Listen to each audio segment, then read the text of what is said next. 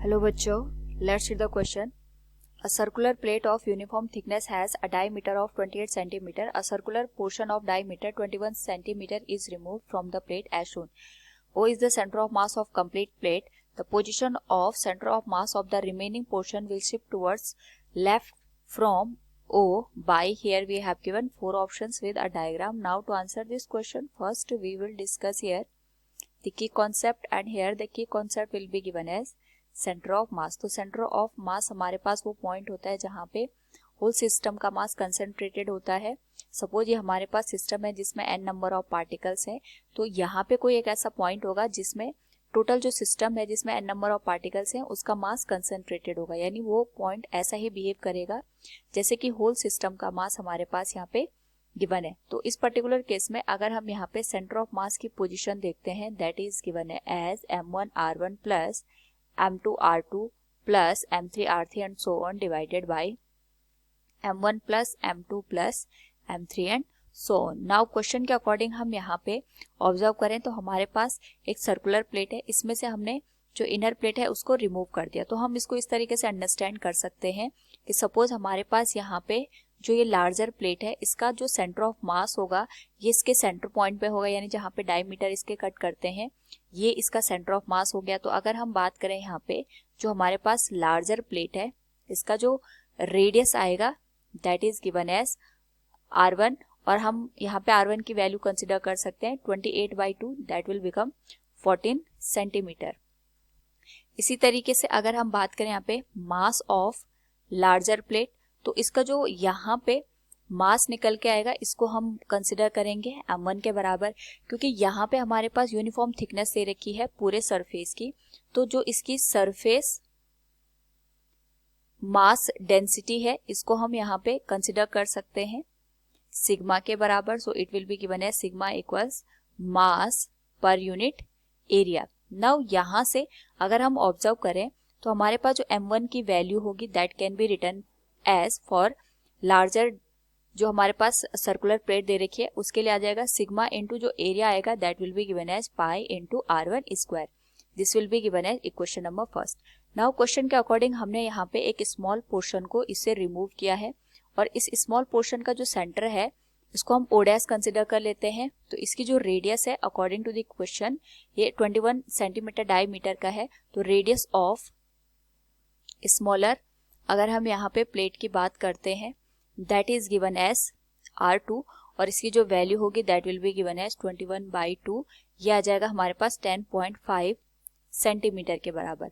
और अगर हम बात करें यहाँ पे मास ऑफ स्मॉलर जो हमारे पास प्लेट है इसका जो मास निकल के आएगा that will be given as m2, जिसको हम यहाँ पे कैपिटल M से इंडिकेट करेंगे. सिमिलरली यहाँ पे जो सिग्मा की वैल्यू होगी वो सेम होगी, तो हम m2 को लिख सकते हैं सिग्मा इंटू पाई r2 स्क्वायर के बराबर. नाउ यहाँ पे हमने स्मॉलर पोर्शन में से जो कंसिडर किया है उसका जो सेंटर है वो o डैश है, और जो हमारे पास लार्जर प्लेट है उसका जो सेंटर है o के बराबर है.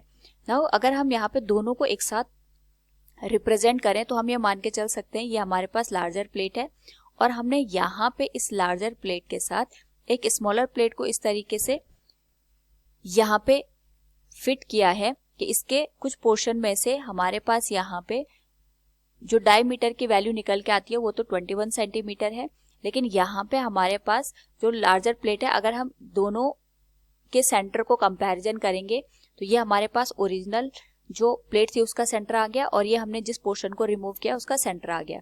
तो यहाँ पे हम ये मान के चलते हैं कि हमारे पास जो सेंटर ऑफ मास की पोजीशन होगी वो इस पोर्शन को रिमूव करने के बाद कुछ लेफ्ट हैंड साइड शिफ्ट हो जाएगी, क्योंकि हमें पता है कि जहां मास ज्यादा होता है वहीं सेंटर ऑफ मास की पोजीशन लाई करती है. तो इस पोजीशन को फाइंड आउट करने के लिए हम यहाँ पे ये कंसिडर करते हैं कि हमारे पास जो यहाँ पे लार्जर प्लेट है इसके ऊपर हमने एक और प्लेट रख दी और इस प्लेट का जो मास है वो नेगेटिव है. तो ये सॉल्व करने का एक तरीका होता है, जब भी हम रिमूवल पार्ट को यहाँ पे कैलकुलेट करते हैं तो हम ये कंसिडर करते हैं जिस पोर्शन को हम रिमूव करते हैं उसका मास हम नेगेटिव कंसिडर कर लेते हैं. तो इस पर्टिकुलर केस में जो सेंटर ऑफ मास की पोजीशन होगी जिसको हम एक्म से इंडिकेट करेंगे that will be given as m1 x1 plus m2 x2, लेकिन जो मास आएगा ये सेकेंड पोर्शन का हो हम नेगेटिव लेंगे and that will be divided by m1 plus m2। तो यहाँ पे भी हम मास को नेगेटिव कंसिडर करेंगे। नाउ जो मास है उसको हम यहाँ पे सरफेस चार्ज जो हमारे पास यहाँ पे मास डेंसिटी है उससे रिप्लेस कर सकते हैं। So it will be given as sigma into pi into r1 square into x1 plus minus sigma into pi into r2 square into x2 divided by sigma into pi into r1 square minus sigma into pi into r2 square. Now हमें यहाँ पे जो similar term है sigma और पाई वो cancel कर सकते हैं r1।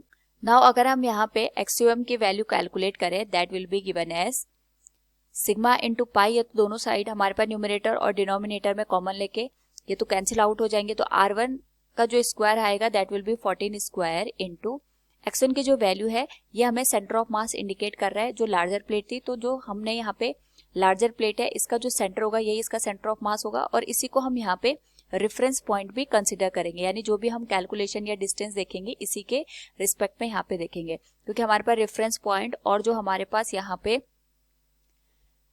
ओरिजिन है वो सेम पॉइंट है। तो इसके लिए हम ये कह सकते हैं जो हमारे पास सेंटर ऑफ मास की पोजीशन होगी वो 0 के बराबर होगी। अगेन अगर हम बात करें यहाँ पे माइनस r2 स्क्वायर का मतलब हो गया 10.5 का स्क्वायर इंटू x2 की जो वैल्यू होगी वो हमें ओ डैश की वैल्यू हम देखेंगे ओ के रिस्पेक्ट में, यानी अगर हम देखें तो यहाँ पे पूरी डिस्टेंस 14 सेंटीमीटर है और जो ओ डैश है इसकी जो वैल्यू है दैट इज 10.5 सेंटीमीटर। तो इनके बीच का जो डिस्टेंस होगा that will be the position of the centre of mass of the smaller plate with respect to this reference point. इस रेफरेंस पॉइंट से जो ओ डैश की डिस्टेंस है वो हमारे पास यहाँ पे 3.5 सेंटीमीटर के बराबर निकल के आएगी and this will be divided by 14 square minus 10.5 का स्क्वायर। होल वैल्यू को सॉल्व करें ये तो 0 हो जाएगा हमारे पास एंड दिस विल बिकम 10.5 का स्क्वायर इंटू 3.5। तो हम इसको लिख सकते हैं 10.5 इंटू 10.5 इंटू 3.5 और यहाँ पे अगर हम इस होल वैल्यू को सॉल्व करें in the numerator that will become 85.75 और जो न्यूमरेटर का टर्म है यहाँ पे ये बन जाएगा हमारे पास minus 385.875। This will be divided by 85.75। तो यहाँ से हमारे पास जो सेंटर ऑफ मास की पोजीशन निकल के आएगी that will become minus 4.5 centimetre. तो माइनस साइन ये इंडिकेट कर रहा है कि जहाँ पे हमने रेफरेंस पॉइंट माना था उससे लेफ्ट हैंड साइड हमारे पास यहाँ पे सेंटर ऑफ मास शिफ्ट हो जाएगा, जैसे हमने पहले भी डिस्कस किया था। So from the given question we can say here remaining portion will shift towards left from O by 4.5 centimeter. Option C will be the right answer. Hope all you understood it. Thank you and best of luck.